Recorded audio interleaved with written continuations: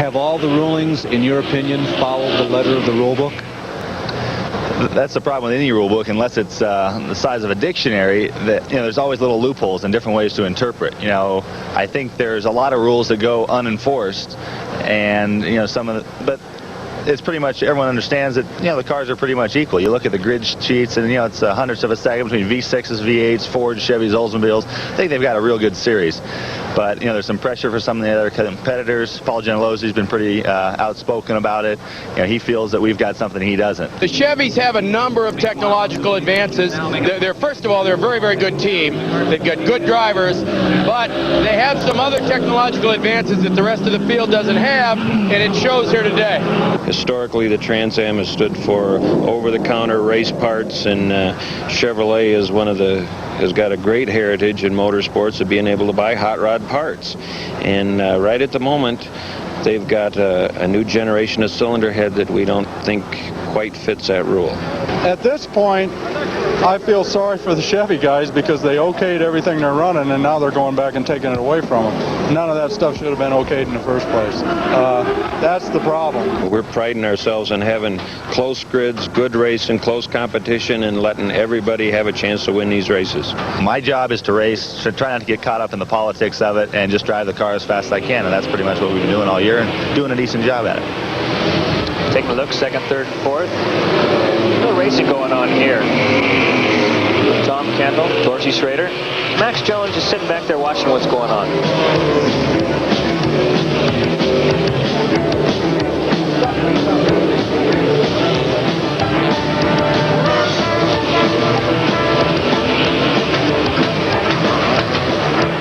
The center section of this 1.9-mile course. He's about 1 mile in. He has just gone past the Civic Center Mall, and now he's into the west end of the racetrack, which I have affectionately christened the Bermuda Triangle in case anything strange happens down there.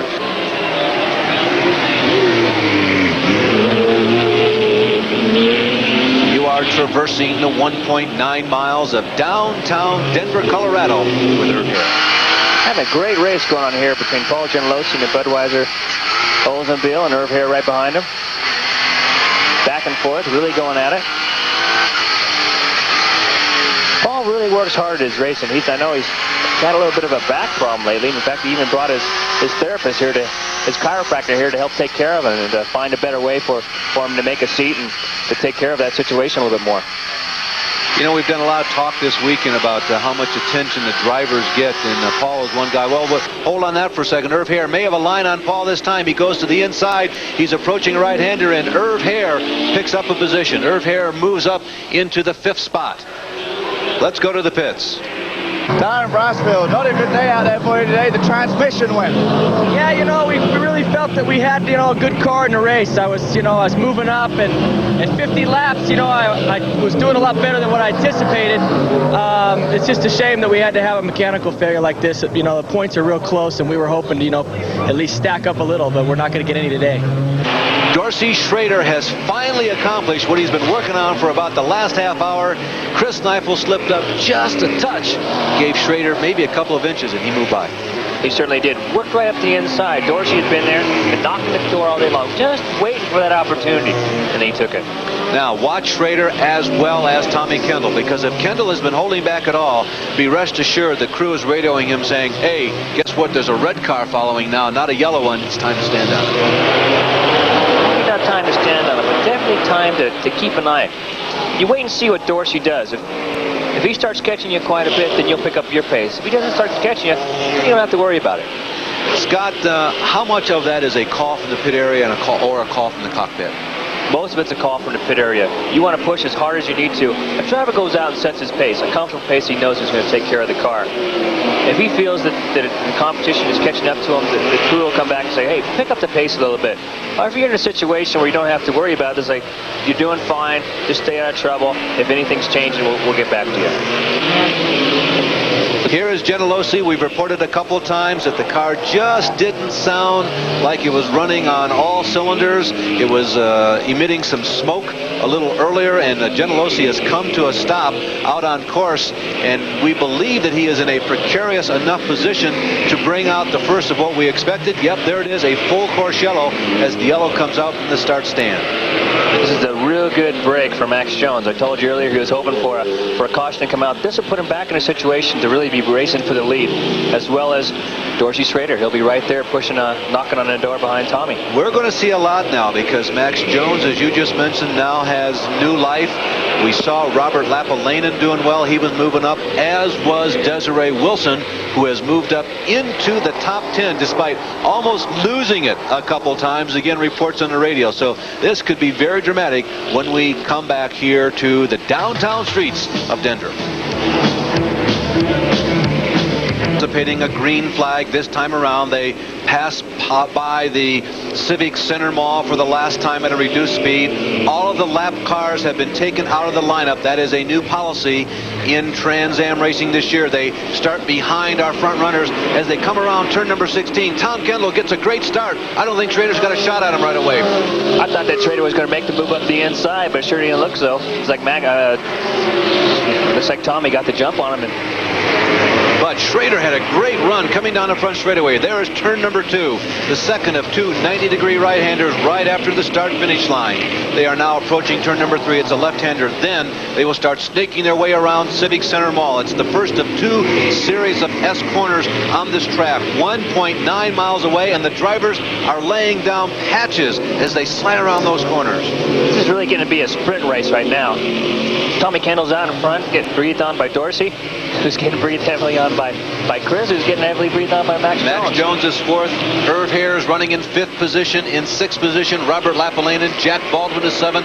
Lynn St. James is 8th. Wayne Akers is 9th. And Desiree Wilson has moved up to 10th position. There in that black and gold number 4 is Robert Lapalainen. He's had a terrific race. There's Danielson. He's looking to the high side. Lynn St. James tries to hold back Desiree Wilson. Wayne Akers fights off Dick Danielson. Akers in the red, white, and blue Mustang, number 21. With a report from the relatively quiet pits, here's Bart. Things have been really quiet for a street race. Only Darren Brasfield and Scott Sharp have retried with engine troubles, but the front-running Berettas and Mustangs have had no problems. Although the sun is going down, it is getting in the driver's eyes. This could be a factor as this race winds down. Looks like the women are having a good race for themselves out there. Desiree has caught up with Lynn St. James. Lynn St. James began this race in 10th position. Desiree Wilson in 17th. And she has had a terrific afternoon and early evening here in Denver. Perhaps the most interesting story of this weekend here at the Denver Grand Prix revolves around a person who has worked on these Prime Network telecasts of the Trans Am race. Here is Guy Hobbs with that story. Celebrating 25 years of Trans Am racing in North America, one lady, Lynn St. James, has been campaigning in the series for quite a while now, but Desiree Wilson is making a comeback in her motor racing career. The first time for her in a Trans Am car. She's campaigned successfully in Formula One, in the IndyCar series, as well as at Le Mans. So for the first time, we'll see Desiree in a Trans Am car on her home circuit of Denver. Something I've been looking forward to for about a year. I've always wanted to race Trans Am, and really looking forward to driving the Chevy Beretta. Can we expect to see more of you in Trans Am in the future? At the moment we have a one-off deal, and just going to see how it goes, and perhaps if we can find the sponsorship we can carry on for the rest of the season. What do you think of the circuit here at Denver? Well, it's a really interesting track because it has a combination of different types of turns, a lot of slowed corners. There's going to be a lot of hard braking.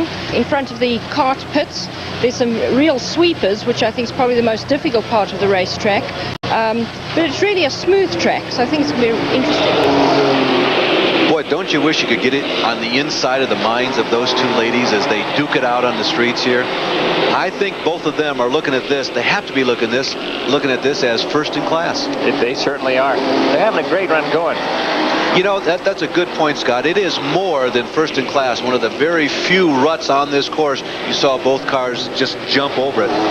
Both of these ladies are very competitive race drivers, and they are running well placed in a contest of a bunch of other race drivers. It's not just a novelty. They're doing quite well. They always have. They've worked very, very hard over the years. Lynn St. James is, I was involved with her for a number of years at Jack Roush. she works hard at it. After 36 laps, 14 cars remain on the lead lap, and we've had a spin in the top 3. That is Chris Neifel. Scott, did you see that? No, I didn't get a chance to see it. I just kind of glimpsed of that when it came up on screen there. I'm not sure if he had a contact with somebody or if it just got away from him. There seemed to be no marks, at least on the right side of the car, and that was in the direction of the turn. So had he been bumped from the rear, more than likely it would have been the right rear. There are no marks there, and Chris Neifel has to wait out traffic, and he is losing valuable ground. Chris Neifel, who came into today's race ranked 3rd in the point standings, is not only losing a lot of positions, but a lot of points.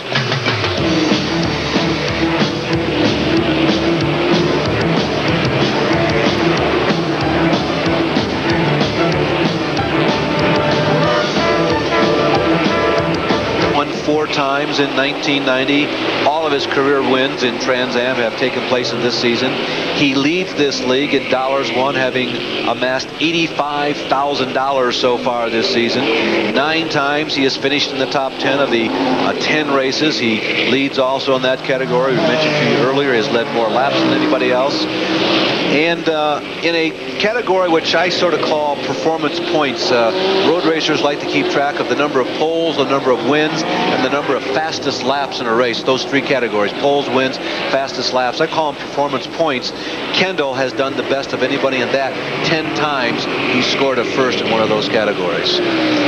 All those things mean a lot. It should be interesting to see what he does. I know he'd like to get in an IndyCar, but he's awful big to be getting an IndyCar, so maybe his option be something over in NASCAR. That definitely is his first choice IndyCars, as we see Jack Baldwin trying to find some way to get around apparently a slowing Irv Hare.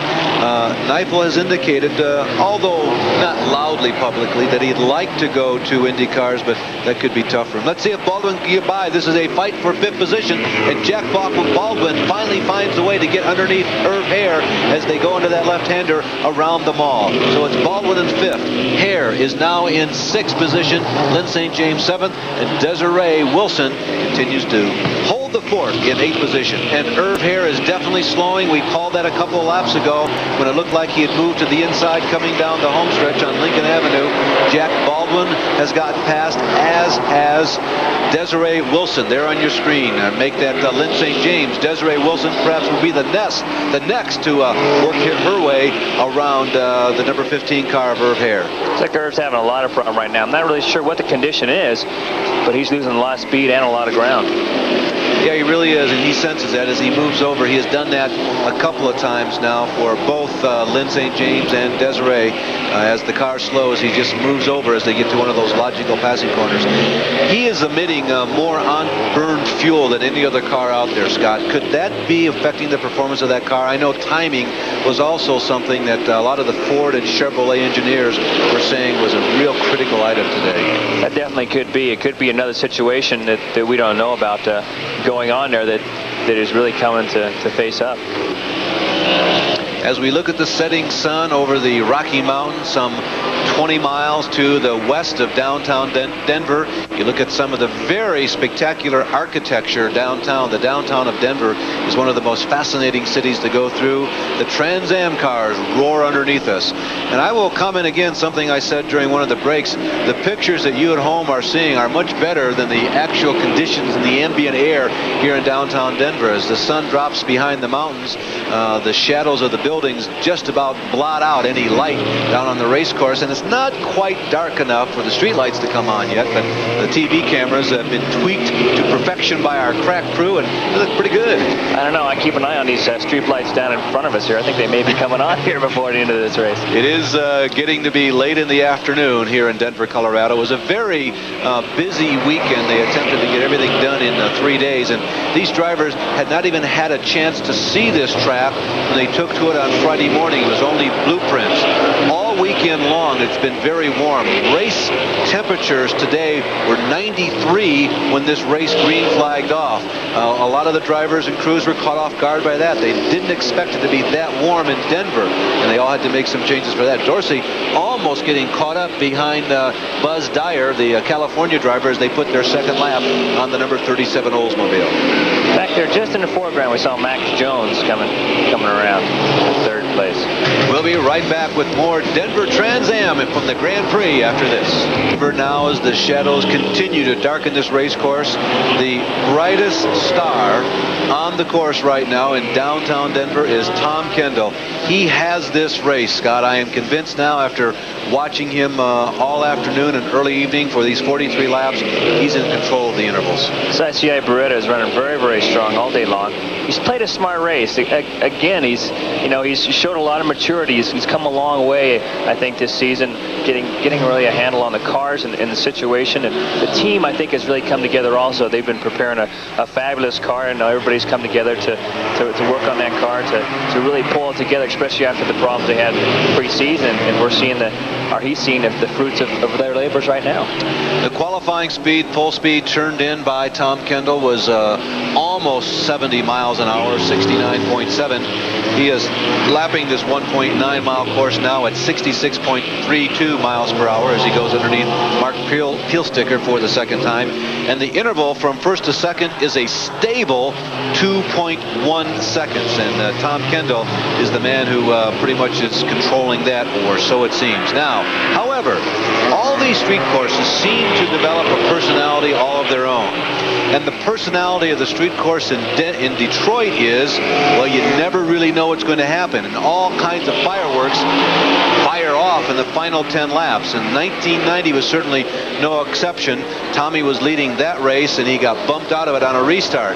Now, we come to Denver for the first time, and this place doesn't really have a personality yet. It's been a very smooth race up till now, but you can never breathe easy at one of these places, Scott. You certainly can't, but it does have a totally different feel in Detroit. Detroit has always given me the feeling of a rough and tumble, beat 'em up type racetrack, where this is more of a fluid, flowing track. You really get into a rhythm out there. You really get into a situation that feels good to the driver. It's not really hard, throw it back, throw it right, beat 'em up, tear it up type situation. This is just a lot more fluid, and I think from not having too many cautions, it's that sort of situation. Yeah, you saw from that panorama that series of S corners that actually are right in the center of the course, the almost 2 miles. The one set of S's is on the south side. The other set is on the north side. There's a nice diamond vision that a lot of the fans here have an opportunity to watch as they spectate on this race. And that opens up the track. There are some tight spots, but unlike at places like Detroit, where sometimes the corners appear to be only about 3 or 4 car lengths ahead, you do get just a second before your next 90-degree corner here, I've noticed. Just a little more fluid. Even talking to some of the drivers, that was one of the comments they made. They feel it had a real good rhythm to it. Chris Neifel, to bring you up to date on that, is currently in 13th position and driving hard. He is catching both Dick Danielson in the number 9 Oldsmobile and Bob Sobey in the number 55 Camaro. And should he be able to catch both of them, he could move up 2 positions and get inside the top 10 and pick up some valuable points. Now, there is Desiree Wilson. Desiree is in 7th position. Just updating you again on Neifel. And Desiree misses the apex of that corner, slides out toward the tire wall, and just barely saves it. Maybe a situation where she hasn't been in a car for a while. She could be getting a little tired out there. Well, certainly the conditions that this race started with were very demanding. There is Lynn St. James. Lynn is now in a comfortable 6th position. Desiree is no longer a threat to her. It was very warm when we started the race. It's cooled off a lot, but you have to work hard on the street course if the temperature is 93 or 33, don't you? You certainly do, and they aren't forgiving at all, too. I mean, you have to keep your concentration. You have to be on all the time, or they'll catch you out a little bit, just like they saw a little bit earlier with Desiree. Well, interestingly enough, as we go back up front and look at the progress of Dorsey Schrader and the leader right there in the center of your screen, Tom Kendall, as they are approaching Jim Durhog, it's now down to 1.7 seconds with 4 laps to go, and there is a lot of lap traffic between Tom Kendall and that checkered flag.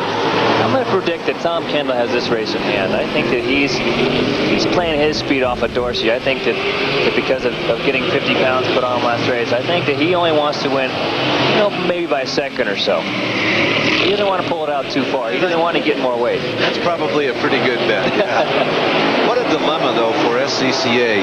You know, they want to make Trans Am racing as competitive as they possibly can, and they've added now a total of 100 pounds onto these V6 Chevys, and still they sat in the front row today, and it looks like they're going to win race number 6 in a row. It certainly does. And Scott, I will say one other thing also. I know that many of the people in the Chevy Beretta camp were very unhappy about what happened, but I am convinced that SCCA is trying to work in the best interest of the entire division. It is more than just a division, of course, the Chevrolet Berettas, and they need to be as fair as they possibly can to every team, but that means all the teams from 1st to 32nd. It's in a situation where they're putting on a show, they're putting on a race, but it's also a show at the same time.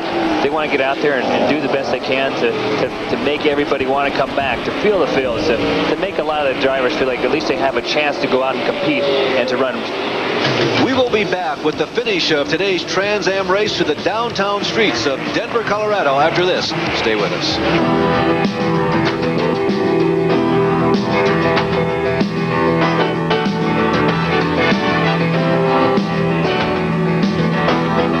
SCCA. We make racing happen. To get involved, call for membership information. Toll free, 1-800-255-5550. Prix in Denver, Scott. I think we've got a couple lights coming on out there. Yeah, the street lights have begun to come on. You can see the glows on the hoods of the Trans Am cars as they go through certain sections of the race course. Tom Kendall working on lap number 48. He'll have 2 to go when this one is down. There is Dorsey Schrader, and knowing how competitive that Dorsey is, he's probably just beside himself, thinking that he wants to catch Tom Kendall, but knowing in his heart probably the same thing that you feel, that Tom's in control. Nice shot of Chris Neifel there, working his way back up, currently in 11th position. Neifel is in 11th position and closing in on Wayne Akers, Irv Hare, and George Robinson in the blue and white bright orange number 74. Robinson is having one of his best races, and Robinson, you can see him on the screen now. Here comes Neifel moving in on George Robinson. George came over to Trans Am Racing from IMSA Racing. Neifel is currently in 9th position, and if he can get around Robinson, he'll move up to 8th. There goes Jack Baldwin. There's Robert Lapalainen. Those are the 4th and 5th cars, and there has been a change of position there. Baldwin has moved around Robert Lapalainen.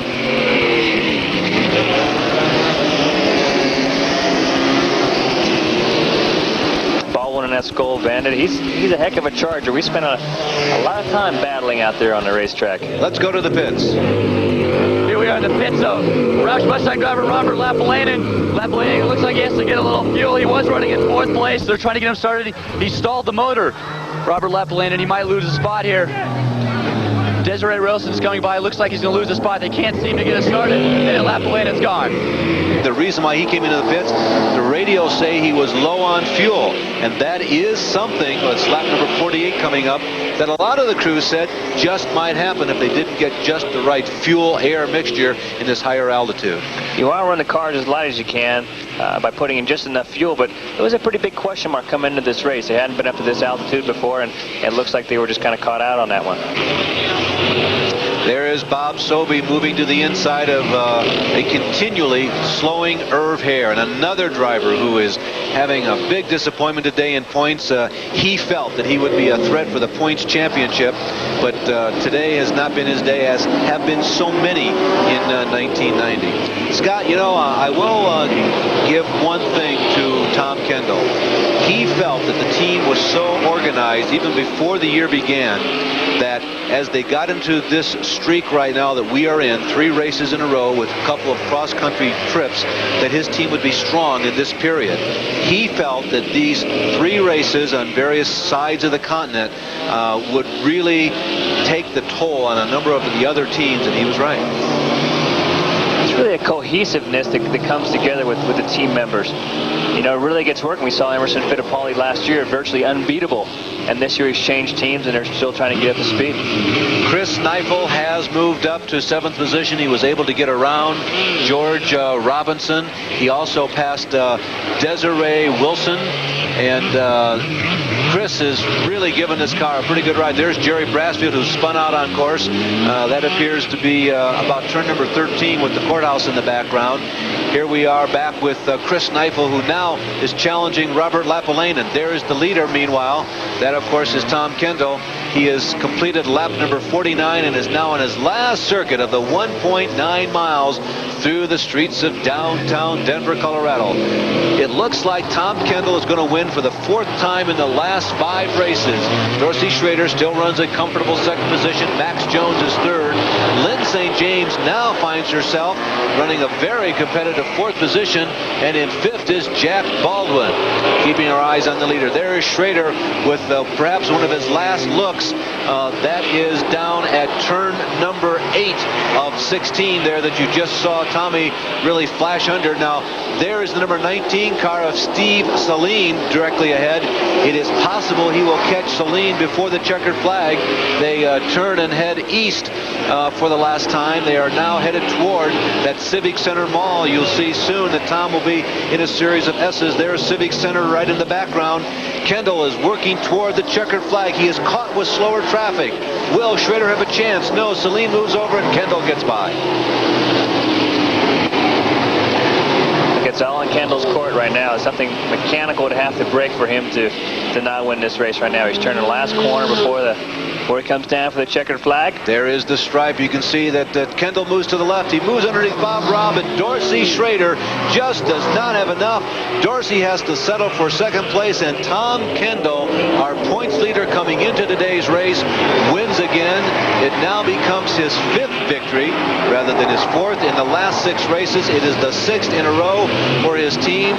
3rd place goes to the Mustang teammate of Dorsey Schrader, Max Jones. Lynn St. James, a very gratifying 4th position, and a very happy Tom Kendall, undoubtedly saying, hey, you guys haven't found a way to stop us yet. We'll be back with more from Denver after right now. All right, we're here with the happy winner, Tommy Kendall. Made it 6 in a row for the Chevy Beretta and 5 out of 6 for him. How did it feel, Tom? Well, this is a heck of a lot happier than last time I talked to you after the Detroit race. You know, we had a super race there, and the ICI Olivetti Beretta was just as strong today. But today it lasted for the whole distance, the whole 100 miles. And my hat's really off to the crew. And, you know, this was a really just a super effort by the whole team, especially K-Tech. They had the engine miller. It was a unique challenge.